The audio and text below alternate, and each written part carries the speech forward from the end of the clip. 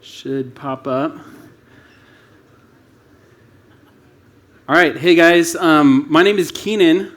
I'm honored to be invited to come out here. Last speaker of the day, I don't know what that means. I'm gonna assume that's a compliment, I guess. But I know people are getting tired and restless, so I'll try to make this entertaining. I have a lot of affection for Utah. When I was here, I went to school here, studied design. I was studying branding and print design and had no idea what product design was. So it's mind-blowing to see a room this large filled with this many people who associate with this discipline in this community. I'm a design lead and a design manager at Airbnb, and as I go, I'll talk a little bit more about what that actually means. But today I wanted to talk about, before we get started, this is my Twitter handle, but more importantly, it's my Snapchat handle, which I'm much more active on, so get on Snapchat. And then the team here at Front set up these Slack channels for us so you can hop in, ask me any questions, and I'll follow up with those after the talk. Today I'm going to talk about story, and I realize, man, I'm not Canadian, but I feel like I just hit that with like a heavy Canadian accent. I don't know what's going on. Maybe it's Utah. I'm going to talk about story. I'm going to talk about story. I realize storytelling is kind of a buzzword, so as a disclaimer, I just want to say like storytelling is definitely not my shtick. This talk is a one-off. It's not really something that I've been developing or thinking about or writing about. It's more of like a live journal reading of sorts. I'm kind of looking back at the work I've done over the last 3 years and realize that story is kind of a consistent theme and something I'm continuing to learn about.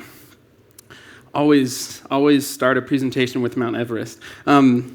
And there's the Cotopaxi bag that you guys got, I think. Mount Everest. So this is actually super relevant. This comes from a story from Daniel Kahneman, who is a social psychologist, Nobel Prize winner, who wrote a book called Thinking Fast and Slow. And one of the ideas in this book is the idea of the remembering self. And the idea is that a lot of our identities and a lot of our experiences are shaped by memory and the story we tell about who we are and the experiences we've had. And if you take Mount Everest, for example, has anyone here climbed Mount Everest? I never have, never will, not interested. But if you take Mount Everest, for example, like it's actually a horrible experience. This is something that people do to serve the remembering self entirely. And I like the way he puts this. Remembering self doesn't always know what the experienced self went through. Like that storytelling mind that we have and that we anticipate even as we're having an experience doesn't really always sympathize with the actual experiencing self. It tells itself a story about what happened, and that story doesn't always reflect the true experiences of what went on in the past. We're storytellers. It's natural.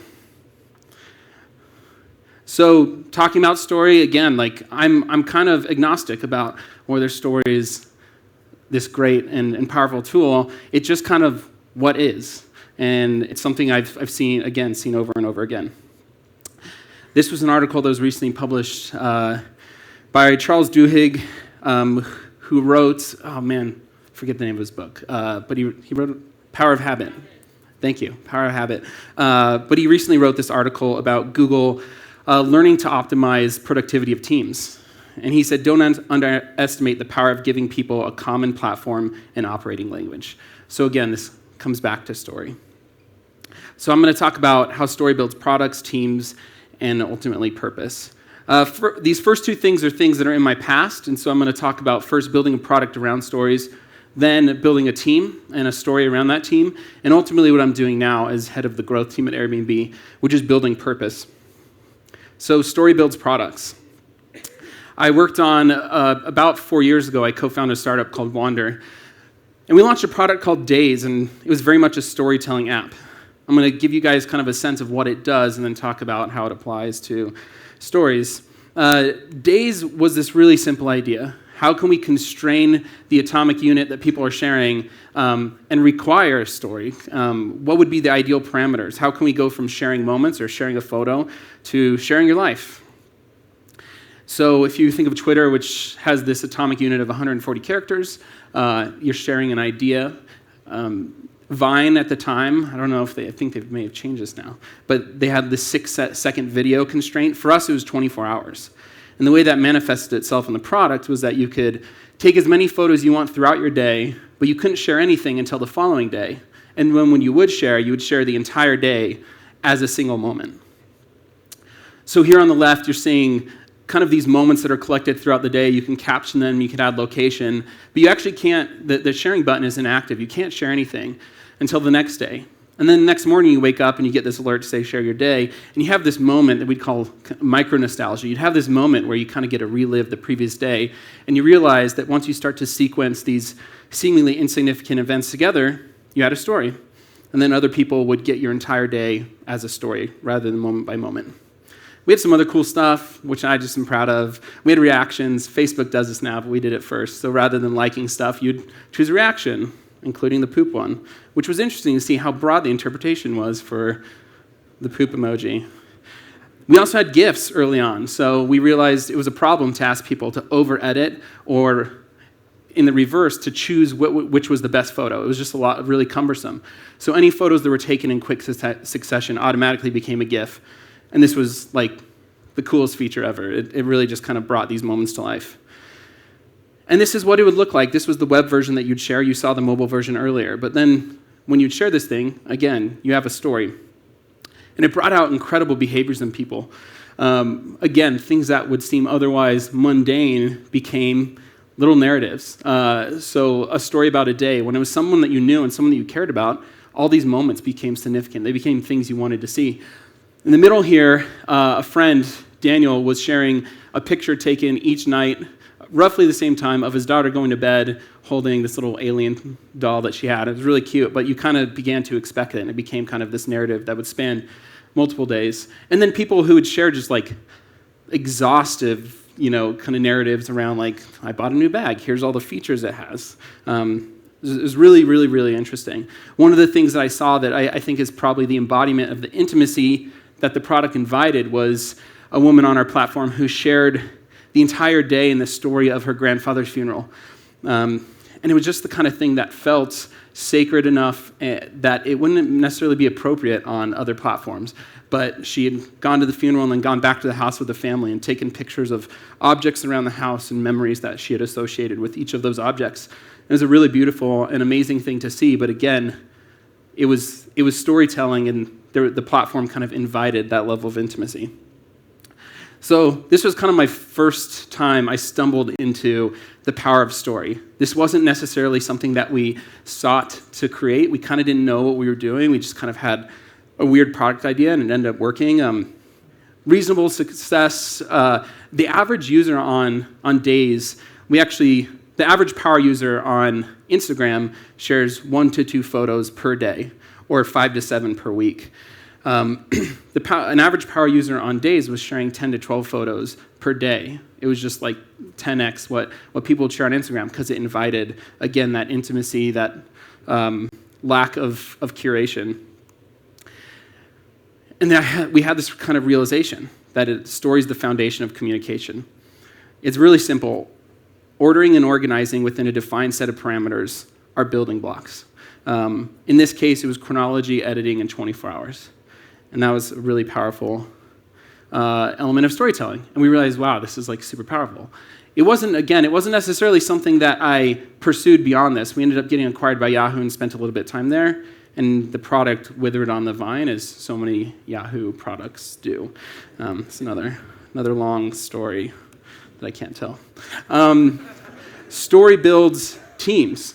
So moving on, about a year later, I ended up at Airbnb, and much happier experience so far, and continues to be. But at the time, Airbnb had recently relaunched its brand. As many of you guys know, we now have a vaguely anatomical letter A-shaped thing that has been both derided and praised, but I like it. So we had this beautiful brand, but kind of a broken product. And that was symptomatic of, again, introducing a new visual language, applying it as a layer on top of the product, but not really building out a system for continuous development of this visual language. We basically met all the needs at the time that the product had, but didn't really have the time to foresee the evolving and continual needs that the product would have going forward. So we built a team called Experience Architecture to address problems like this. This was, at the time, all the different calendar interfaces that we had in a single product. Individual teams had built their own calendar interfaces with a ton of different features. Obviously problematic, And we could have solved this. We could have gone in and fixed the calendar and created a consistent user interface. But rather than fixing the problem at hand, we said, hey, let's go and let's build a team, and let's build a functional organization that's responsible for this now, fixing it now, and ongoing. So the first thing to do was develop a vision. And it was really simple. As an employee at Airbnb within the product organization, you should be able to build high-quality product as fast as possible and as easy as possible. It's as simple as it is. So that was our team's mission, to empower other teams, to build faster and to build better. It was the first time that we really, from a design perspective, have thought of a foundation team. We had all these vertical teams that were individually doing really great work, but a foundation team was not something that we had thought about from a design perspective. Engineering teams have been doing this forever. It's just understood that you have a product infrastructure team, that you have site performance teams, whatever those are. But from a design perspective, this was new to Airbnb.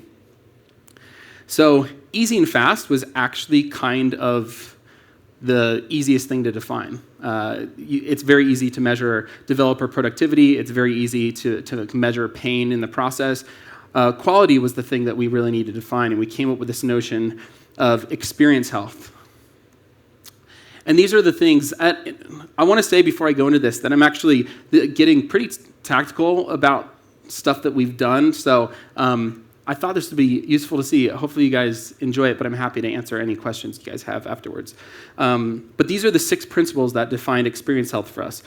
So this first one is endorse technologies, that the individual engineering teams are working on in languages and platforms and using developer practices that have been vetted and bought into by the developer team at large. And so there's patterns. Up top, you see something I don't understand, and below it, you see something else I don't understand. But the one below has gotten the thumbs up from our developers. So, weightless experience. This one's kind of punny, but I was proud of it.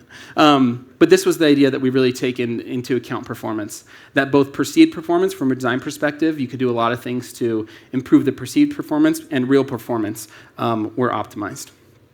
Adaptive UI. So how are we working across platforms in a way that our product scales and adapts to many screen sizes, especially when we start really thinking about kind of being more platform agnostic and not being iOS first or Android first, but thinking how can we be on every screen and be adaptive.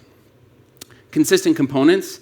Again, this was something where you'd seen in the calendar a lack of consistency. So how can we continue, again, develop a process where we have consistent components and continue to evolve and develop these. Intuitive architecture. So no real team, because our teams are divided into verticals, no real team owns the relationships, the frames between the product experiences. So architecture was one of those things that fell to this team, and we've continued to push the architecture there. Accessible interface. So this was, again, kind of new for the company. How can we really kind of do our diligence in thinking about accessibility? Our product is not only global, but it's used by a wide range of users with color blindness, various ages and abilities. So we needed to think a lot more about this. And out of that, we were able to devise what we call the Experience Health Scorecard.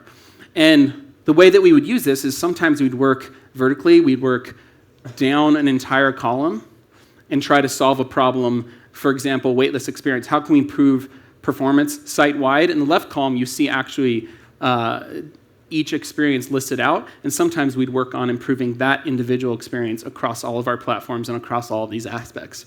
So we can really attack it in different ways, but now we knew how well or how poor we were doing. And when we started this, we were kind of doing poor across the board. And then what this resulted in. So I have some deeper case studies in the appendix. I don't think we have time to go into it. But I wanted to show some flashier stuff and kind of talk about a year later what this has resulted in. Do we have sound for this? There's a little bit of sound. All right, good to go. All right, so this was a vision that we put together for an entirely new mobile experience that we are planning to launch 2016, and this was done last summer. It's going to get loud after the intro in just a second, just warning you.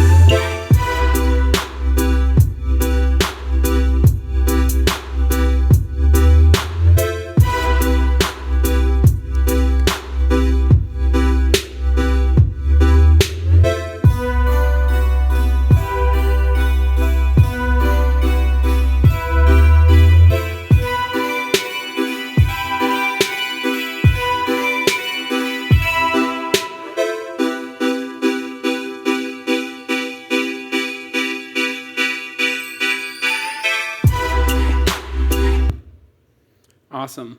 So that was the vision that we did. Thank you, guys. That was really fun. That was a vision that we'd put together as a team last summer, and this was actually part of the storytelling. This was 7.5 months ago, and 2 weeks ago, we launched a new version of our app. I think only 40% of users can actually get it so far, but we're rolling it out slowly. But what that turned into, really that was to get momentum behind an idea and a huge effort that took a lot of people a lot of time to get to this. And what this is a system of components that are not just designed, but fully engineered as modular parts. In our GitHub, each individual component is its own Swift file, and it's a very elegant and thoughtful system. It's an immense effort, but now we actually have these building blocks. And to get there and to understand the value of this, we had to build this idea of experience health and then show what that could manifest itself as. And so this is that library of components, or just a small part of it, and this is what it's manifests itself in. Just so that, you can see some of those original ideas in the video ending up here. Now this is a reality on both the engineering and the design side. And I'd say in terms of experience health, we've gone green in a lot of areas that before we were red, that we were really lacking in.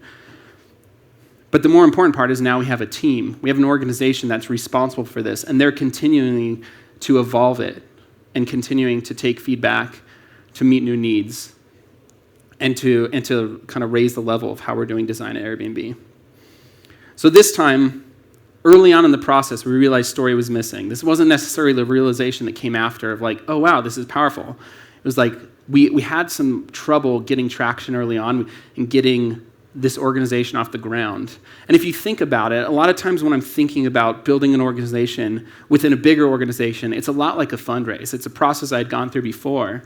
But you're essentially saying, hey, let's invest X amount of dollars in developer time, in opportunity cost, into this effort. And you have to be able to say that it's going to be worth it. And without story, you can't really say that. And it's amazing what that's like a sizzle reel, right? Is that what they call it? But a little QuickTime video sent around of the company can do to bring that story to life. So it's not just the foundation of communication. It's not just the foundation of a product. Story is the foundation of work. Again, this same idea, ordering and organizing within a defined set of parameters. But this time it was process, principles, and goals. We changed the way we solve these kind of problems at Airbnb.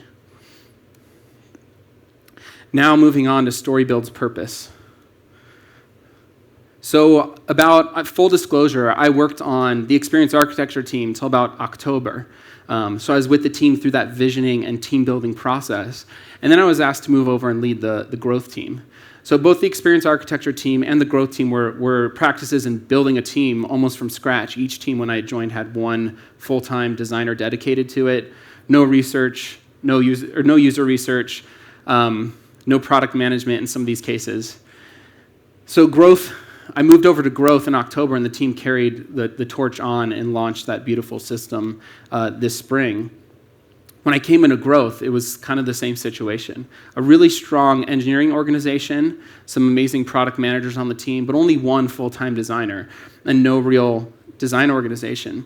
And so I came into the team, and we realized that the team quickly needed to level up its operations, not just in design, but in all regards. And we needed to think more broadly about how we're attacking growth at Airbnb. This is a growth team logo that I did that I'll explain in a little bit. So first, we needed to focus on what our mission was. The logo was inspired by this quote from Brian Chesky, the CEO, which was really a turning point for the growth team. There's always this question at Airbnb, how we balance the quality of the experience, how we balance the perception of the brand with all these opportunities to grow and all the things that we could do to take advantage of those opportunities. And sometimes we have to trade off one against the other. But at the end of the day, we have to remember love creates growth, not the other way around.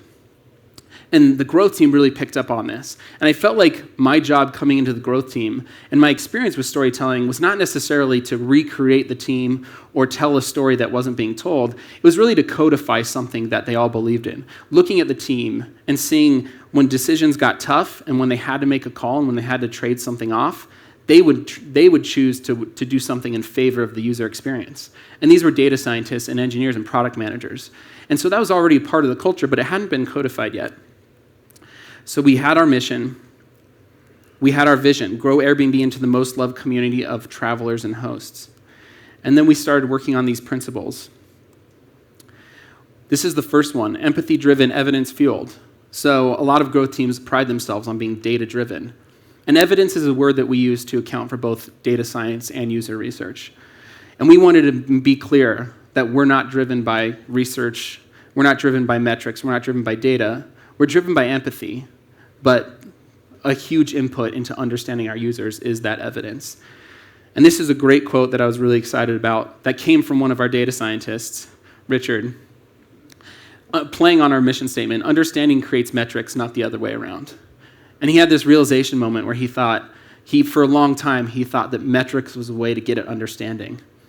And then through a research process, he realized that understanding comes first, that you need to talk to users, you need to understand users, and then you need to choose how you're going to measure yourself against that understanding that you already have. Launch, learn, repeat. We wanted to make sure that this team, again, they already had a habit of doing this, but we wanted to codify it and say this team is a learning team. We never launch anything and call it good, or we never have an insight and say, we understand, we know what's going on, we fixed it, we've solved it.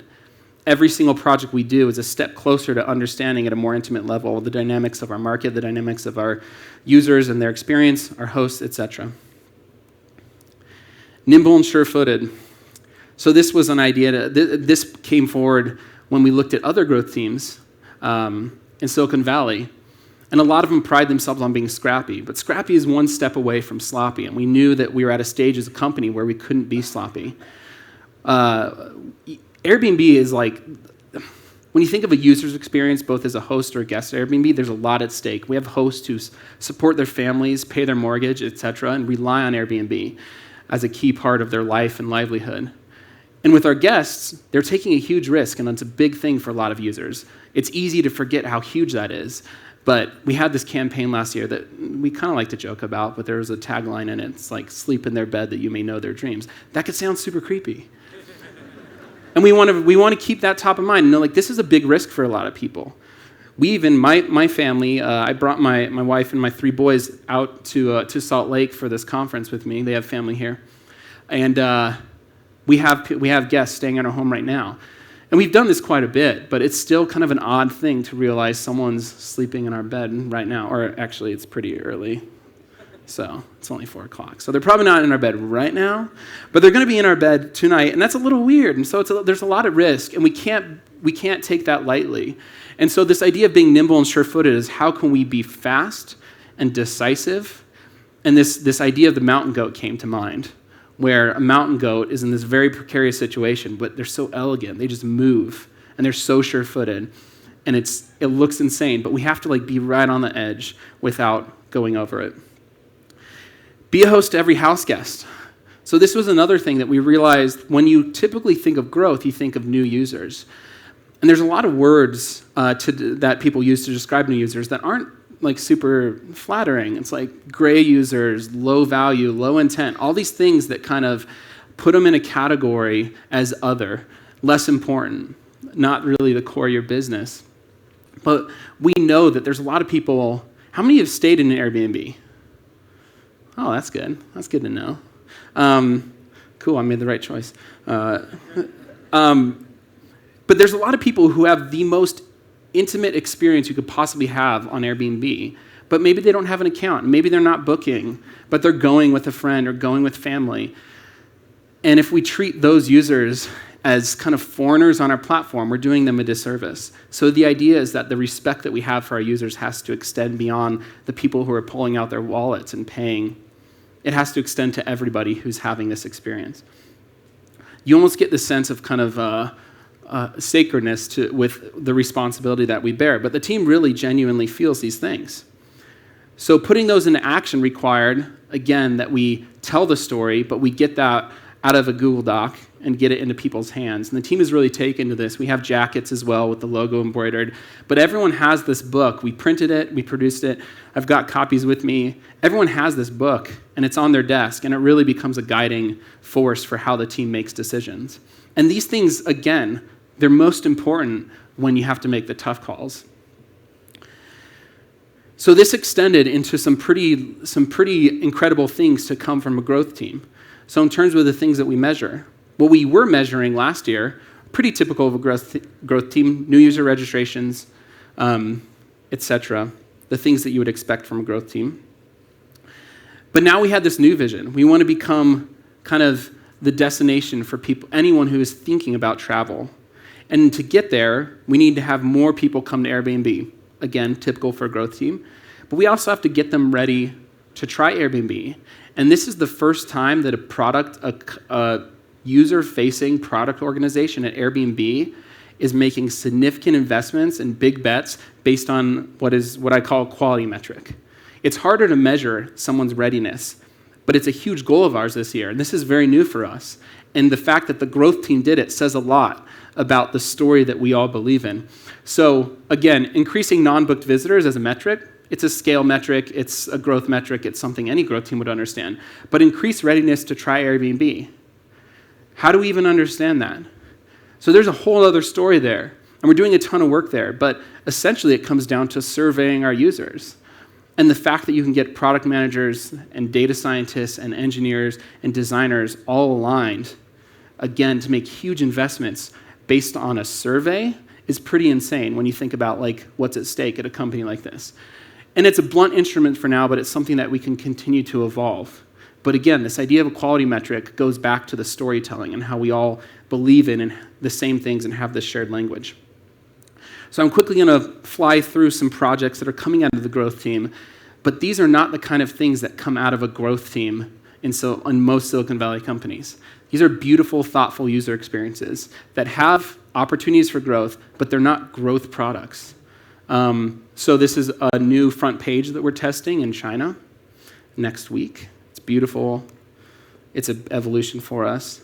Content framework is something that allows us to create original content and publish it right into the platform. It includes a lot of components, including a CMS and an editorial calendar and all these things. But again, we're testing this in China. But again, this is coming from a growth team.